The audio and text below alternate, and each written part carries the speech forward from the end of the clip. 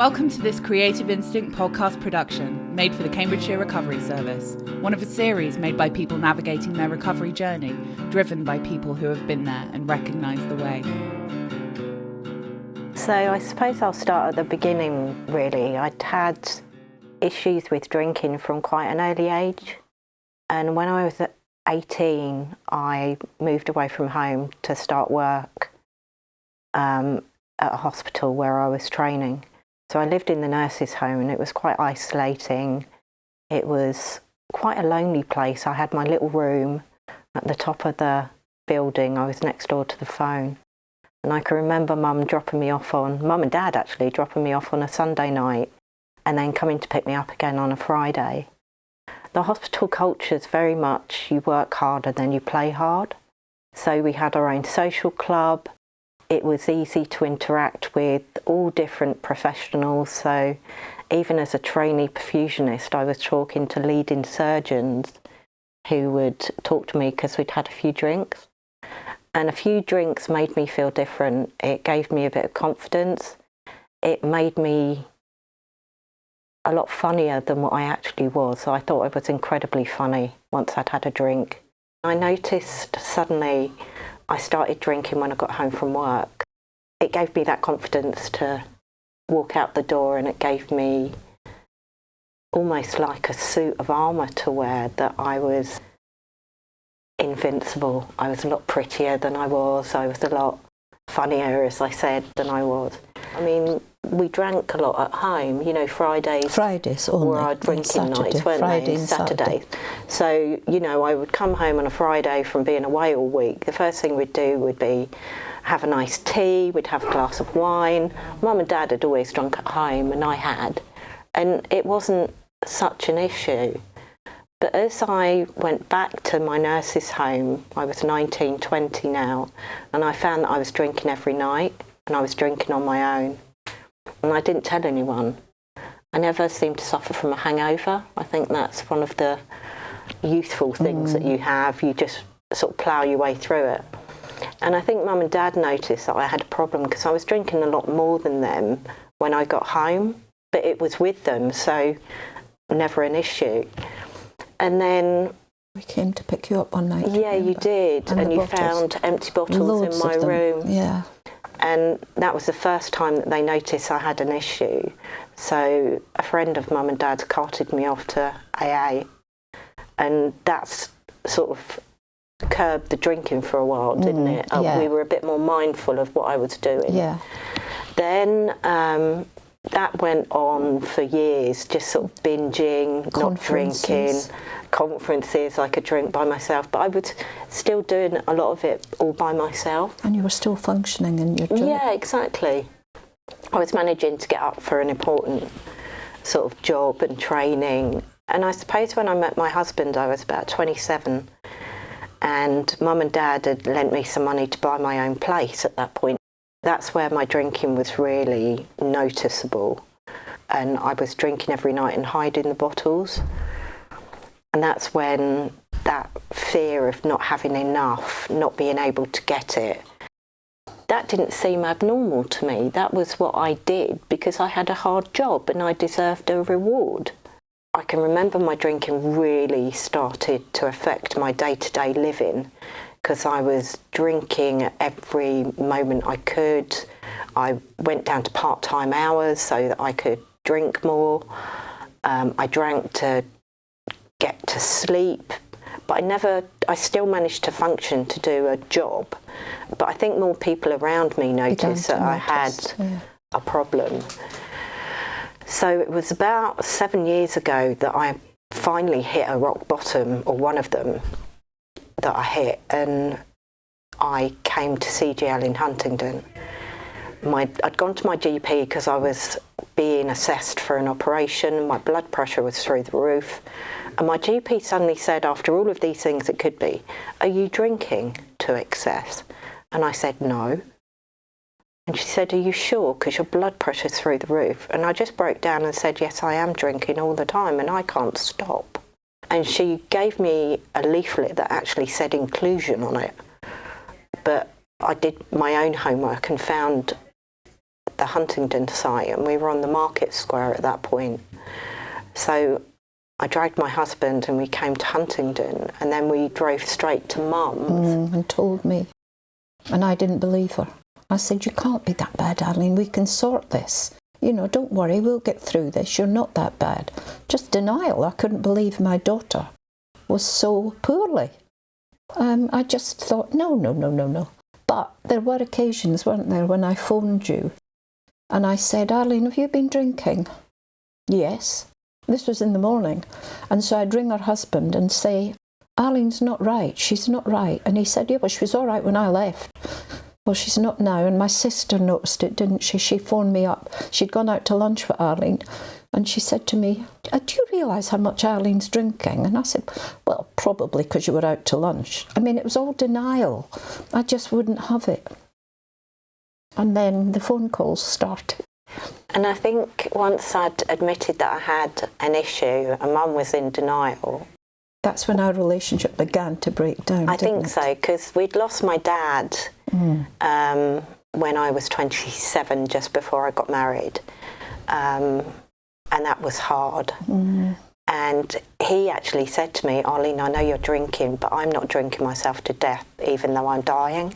And he knew this. And I said, well, you know, this is a crutch that I need to get through this time. And I always was able to find an excuse to use or drink. And it's quite sad thinking about it now, because it changed you. It changed me beyond belief, and I couldn't manage to live a normal life whilst I was in the height of my addiction. I think the last couple of years were the worst, because I was drinking from as soon as I woke up, and then I'd drink to blackout, then do the whole process again. The withdrawal started. I had some really severe withdrawals.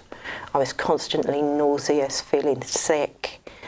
And then I started the anger came out, and I started to blame my mum for things about my brother, about her new partner, about his family. And I suppose I was crying out like a child, wanting that feeling of being enough, of being worthwhile, feeling loved, because I didn't love myself at all. And I was craving affection, craving attention. And when I was at my worst, it was black or white. I was either extremely angry or extremely sad, almost drowning in self-pity. And that's when I started to phone Mum.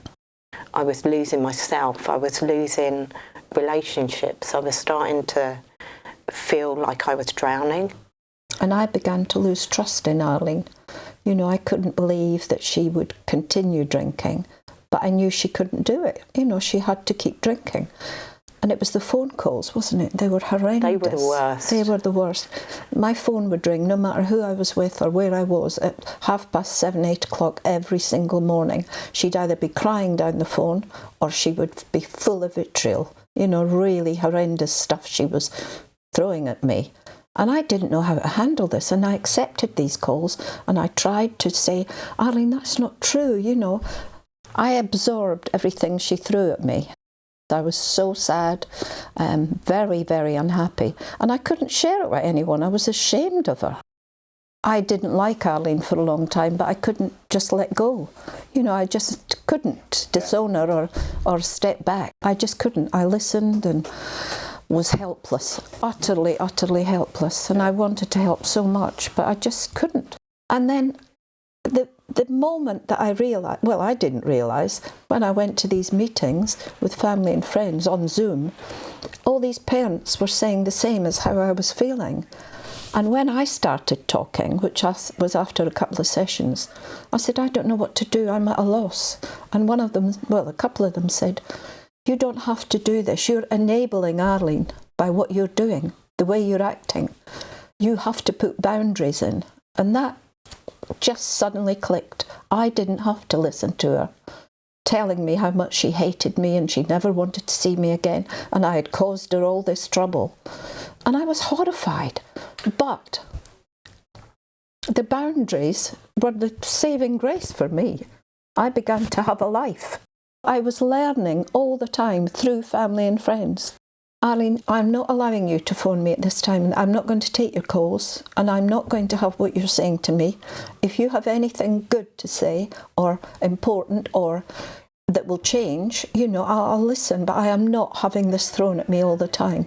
And the things that happened were, her husband would phone me up on a Sunday. I'm in the middle of cooking Sunday lunch for me and my partner. Arlene wants you, you'll have to come now. And I said, I can't, you're her mother. And the guilt, oh my God, I'll have to go. Couldn't find our way there. We'd forgotten where she lived, how we got there, because we didn't visit very often, did we? And finally I got there, and I knocked at the door and there was no response, and I tried the handle and it opened. And so I went in. Hello? It was a very awkward meeting because I hadn't arrived in time when she needed me. I went home with my partner, and the next day, don't you ever set foot in my house again without an invitation. You will never come to my house and do that again. And the guilt started again, this guilt that I kept feeling because I couldn't do anything about how she was. And I wanted to so badly. And I think that's when our relationship was hitting rock bottom, because it was getting worse. And I just found it was easier to make my mum a punch bag and have all of my anger on you. Yeah. But I felt obliged to phone my mum every day to say that I was still alive. Yeah, I was still screaming inside for my mum to look after me. Mm-hmm. And although I wasn't saying that to her, I was just blaming her. And I can remember the actual hate that I felt for her. It came out in the voice. Because it was just, you did this to me. And I think a lot of people who have drug issues or alcohol issues will identify with that, because you can't ever blame yourself. You're just trying to get all of these unhealthy feelings out towards the people you love. It was easier to use mum as a punch bag because I didn't have both parents, and that was another excuse I used to be awful to mum. And I think the first time she laid down a boundary after going to friends and family, it was almost a punch in the face that my mum had said, no, you can't do this. So I immediately put the walls up and said, well, I will make you pay for not You're never going to see me to again. That's us finished. Don't ever contact me. Don't ever come into the house. I'm going to disown. And I can remember saying these things to her and then sobbing afterwards, thinking, oh, what have I done? What have I done? And then thinking, no, she did this to you. Make her pay, make her pay. I had my first community detox, and that was a week long. Then I went home, you took us out for lunch, and I said, it's all right, I won't drink, I'm cured. Yeah. And that was my first thought. I'm cured. That was it. I thought, oh, good, this is it. And then I relapsed after a few weeks and went back even lower than I thought I could go. And it was even more vicious and more, how dare you do this to me? And some of the language, I mean, I use swear words, but what I called my family was just pretty appalling. And I just remember that pure hatred and anger against them, that they'd done this to me. And I was living in a reality that I'd fixed up for myself, that was the only reality I knew.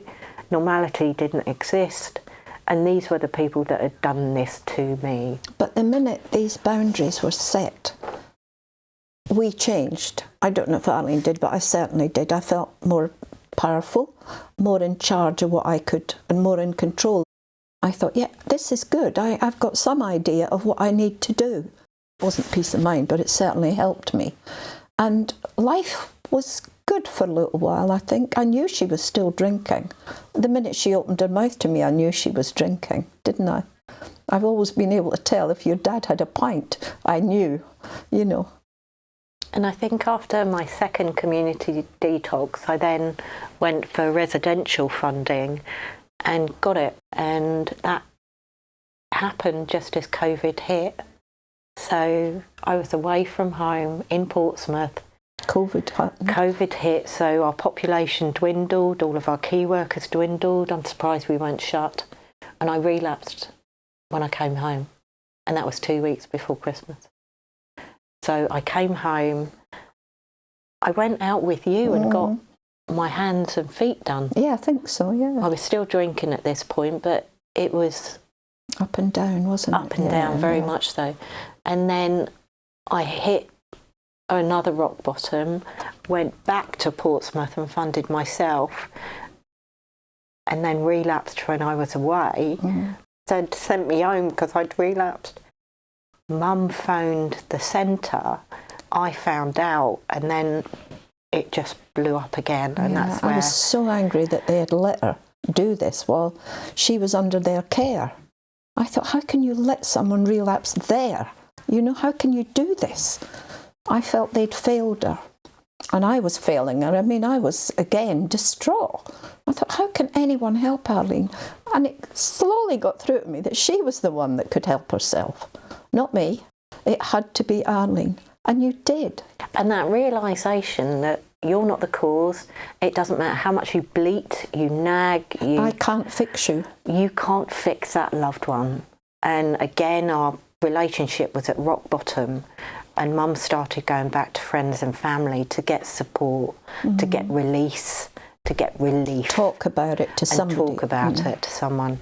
I had no idea that she was going. I had no idea who friends and family were. And we started writing to each other. Do you remember the letters? Yeah, and I'd write to her once a week. Yeah, I think. And I in answered the beginning. everyone. Sent her parcels, didn't I? And then I sent you flowers, and I think, and this is the hardest part for me, because I'd lost everything, everyone. I think that was when the realisation hit. And I needed these people to help me get better. But you did it yourself, Arlene. And I could just remember thinking, how am I going to fix this? But there was a real determination to sort myself out first. To love you first. Yeah. Because she hated herself. Myself, I wasn't going to cry. Yeah. But you did. You got that realisation one night, and that changed the whole situation. And Mum was still going to friends and family and still, you know, holding out that hand. That was a huge turning point, going to these meetings. And it took a year or so, didn't it, Arlene? The first year or so I was so nervous that she would relapse. Every time I saw her, how are you? Have you, you know, I daren't say have you had a drink. This was a taboo subject. But gradually we've been able to talk through our fears about each other and how we acted towards each other. And we've talked and talked, which is why I say we can talk for England. And I wasn't scared to bring the subject up anymore. And so since then, our relationship has gone even better than... We had a brilliant relationship. We were like sisters when Arlene was growing up. We shopped together. We did everything together, didn't we? I'd have dinner parties. Arlene would be included in that. It was brilliant, our relationship. And everyone said, you're like sisters. Well, it's got even beyond that now. We are a mum and daughter again, rather than sisters. But we're so in tune with each other now. So easy. I don't feel any fear. I know Arlene is absolutely set on being sober each day. I know that. And it's brilliant. Absolutely brilliant. I'm so proud of her. Utterly. You didn't tell me we'd cry. Not meant to. Your story can help others, and we'd love to hear it. Wherever you've been, wherever you are, how you got there. Whatever, it's up to you.